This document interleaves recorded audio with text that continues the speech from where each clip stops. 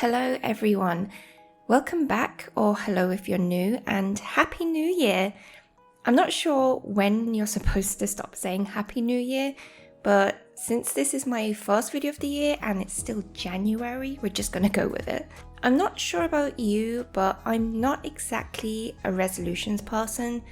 I like to set small personal goals throughout the year rather than create a huge list at the start because I think it's more manageable and easier to stick to. But I do want to branch out and explore a little more of my art this year. Experimenting and trying new things is hard when you love to be within your comfort zone, but then you could also be missing out on a lot of things that you might enjoy. Which brings me to this video. Celsius, the creators of Clip Studio Paint, kindly reached out and have sponsored this video. I've used Clip Studio in the past on a regular tablet, but I'm very excited to try it out on my iPad since it's my absolute pride and joy. I'm going to be talking about my thoughts while I do a little draw with me. Just so you know, you can get up to a 3-month trial if you'd like to try it out for yourself, which is loads of time. So definitely give it a download after this video since you've nothing to lose.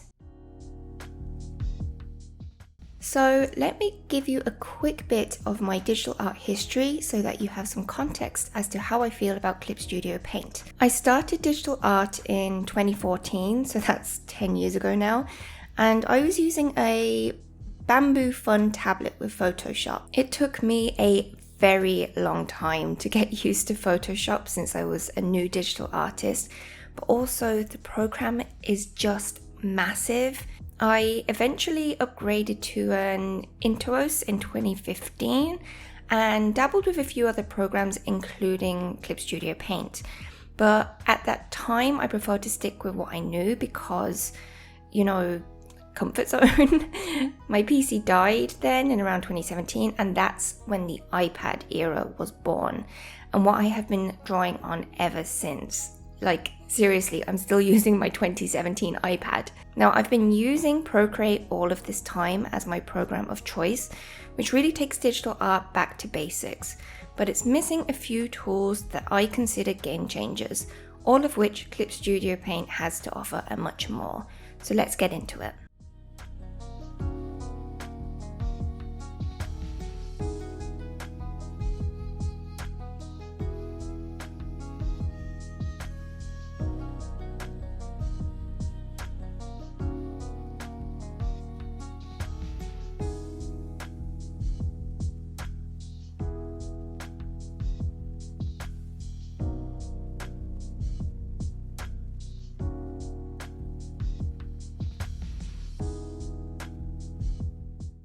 Today I'm drawing my original character, Eve.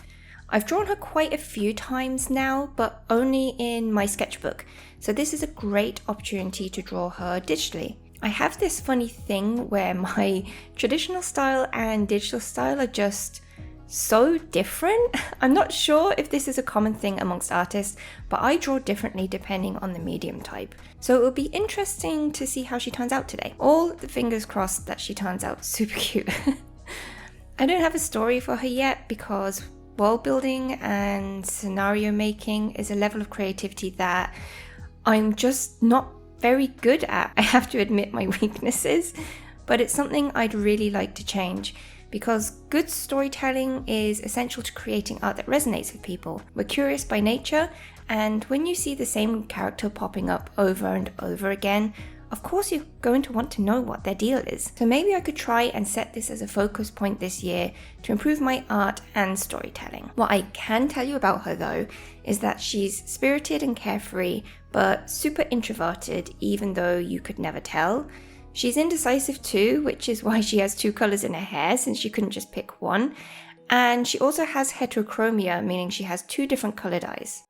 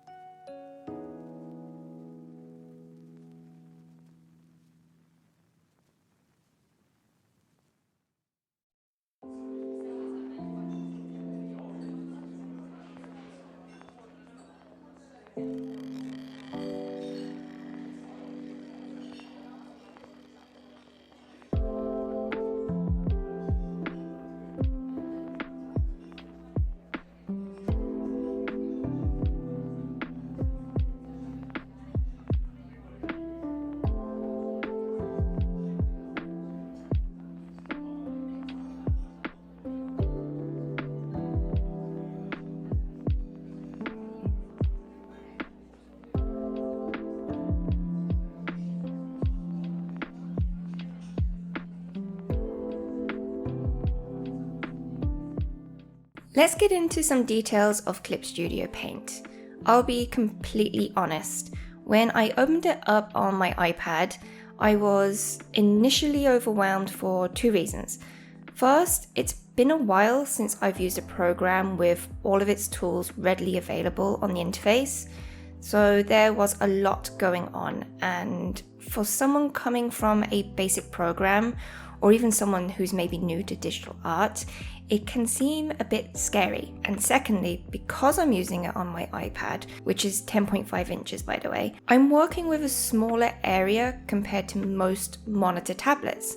So this extra space taken up by unorganized tools can be a little too much. However, the UI is completely customizable, which I absolutely love. Having the ability to adjust tools to suit my workflow is really, really important because I prioritize efficiency when it comes to drawing. As most of you know, I'm a busy mum, so time saving where I can is absolutely essential. At the beginning of the video, you see me removing tools that I didn't need and moving others to where I prefer them to sit. So for me personally, having the color wheel and layers to a panel on the right is perfect due to what I'm used to. Also, since I don't tend to use that many layers, I added a brush sizing option underneath since there was space to do so, but also because it's something I use quite a lot. I realized that I have technically reduced space by adding these panels in permanently rather than using pop-up tabs, but trust me when I say that when you're in the middle of drawing, having the most used tools ready to go is much better than needing multiple clicks to access them. So take the time to find the right workspace that works for you and your process, because it's a lot more important than you may think. And just to note, there's also a handy restore to default option if you'd like to start over.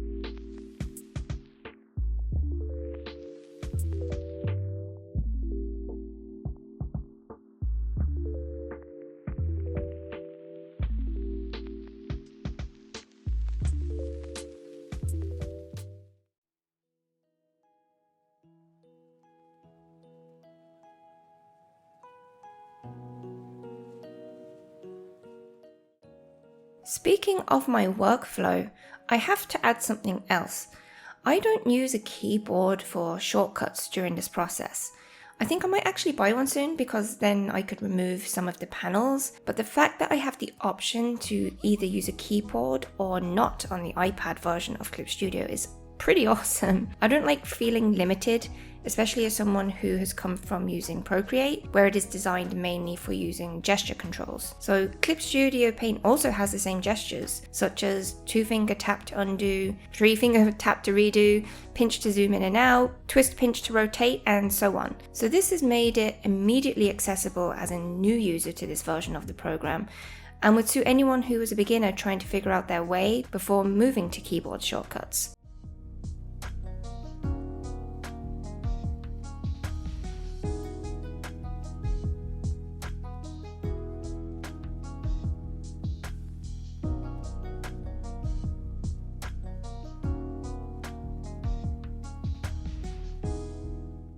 Let's talk about probably the most important part of any painting program, the brushes. There's a reason why the most asked question in the art world is, hey, what brush are you using? If it looks good and feels good, then people are going to want to use it too. So for the sake of this video, I wanted to make sure that the current default brushes were the only ones I used. I'm aware that some people may not be able to afford to buy brush packs, so for me it's really important that the brushes that come with the program are both diverse and easy to use. I really enjoyed using the Real Pencil brush. It emulates a pencil exactly the way I want it for the way I sketch, so much so that I use it for both my initial sketch and my line art. I have a very carefree approach when creating my lines. I love to make sure there's plenty of texture and line weight to create depth, so a pencil brush is perfect for that reason. The painting brushes though, how the brushes interact with each other is honestly the most realistic that I've used in any digital program. It feels like I'm painting with real paint. The brushes interact with each other in the way you expect. They blend rather than feel like separate layers, if that makes sense. I'm a huge fan of gouache type brushes, and the default gouache brush here was an absolute dream to work with. I noticed immediately after adding paint to my flat colours how easily it blended to the colour below. I also experimented with the blend tool, which gave a gorgeous diffused blend rather than muddying the paint, which can easily happen with smudge tools that I'm used to. In fact, I always avoid using smudge tools due to this issue, but after seeing how the blend tool seamlessly merges colours together, I will be using it in my workflow a lot more for sure.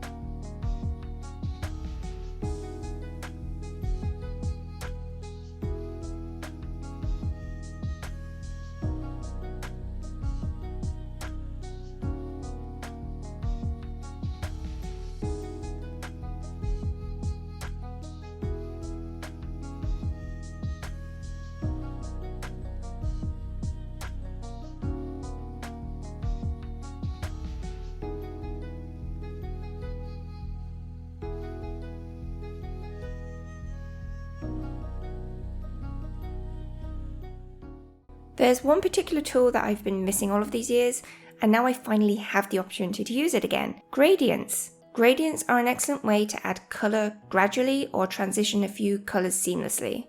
To compensate for it, I'd been using a Gaussian blur, but having the gradient tool back is so much easier. No workaround really compares to having the actual tool you need. My favourite way to use it is to pick one colour and allow it to go to transparency. That way you can control how much of the gradient you want to lay over the base colour. It's perfect for painting in Eve's hair colour, but I also really like to use it for backgrounds or even landscapes for sky colour gradients. This, along with the painterly brushes, are the reasons I would easily switch to Clip Studio Paint for all of my digital art.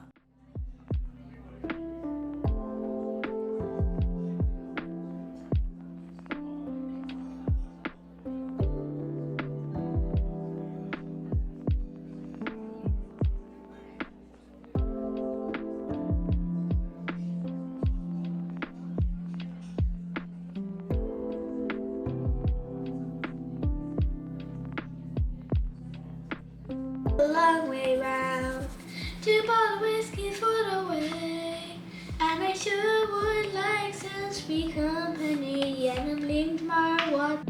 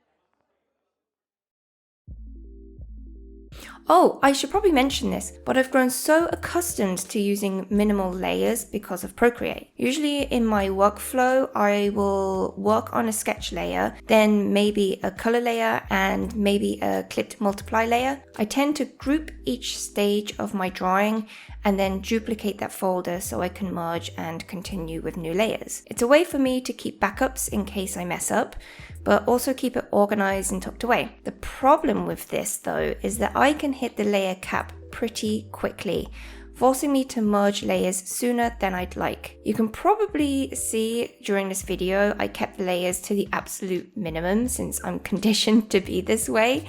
But out of interest, I googled the layer cap for Clip Studio Paint, and this is what I found on their website. 10,000 layers? I mean, I'm sure nobody has hit close to that number. Well, maybe with animations, I don't know. But wow, it's kind of cool to no longer have that impending doom creeping up when the fancy layer blends needs to be used.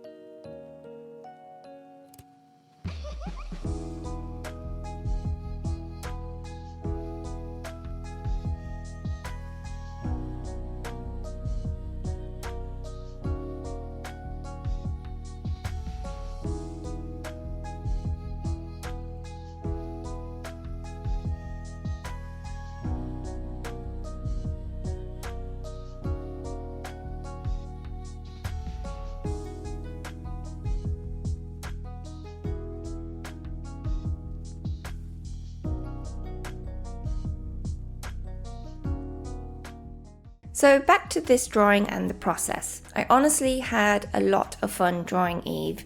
I really wanted to do a character sheet just showing her fashion sense and trying to convey some of her personality.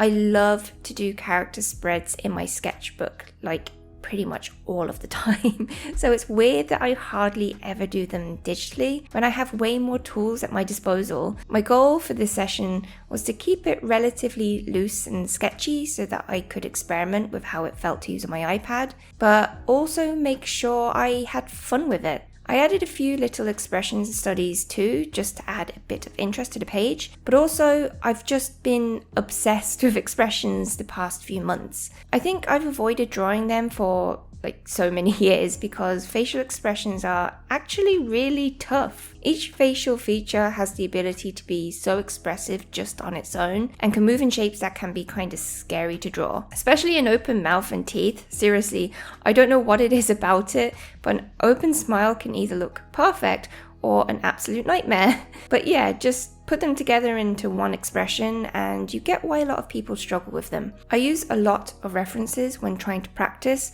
or even take photos of my own face, which I am definitely never going to share.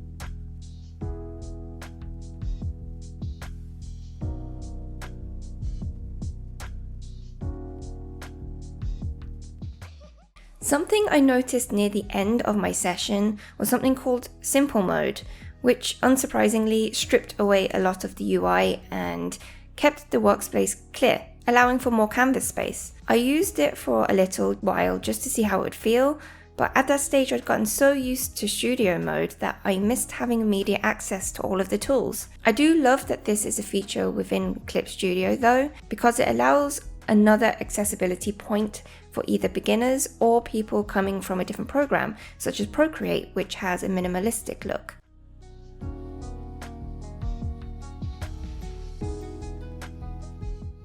Something I don't want to leave without mentioning is the Assets Store.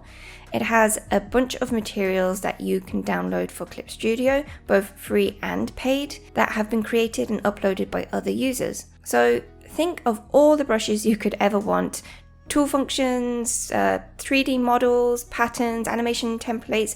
Honestly, the list is endless, and a rabbit hole that I may very well fall deep into. I had a quick scroll just to get an idea of what was available, and already I found this incredible color fill tool that works with your line art.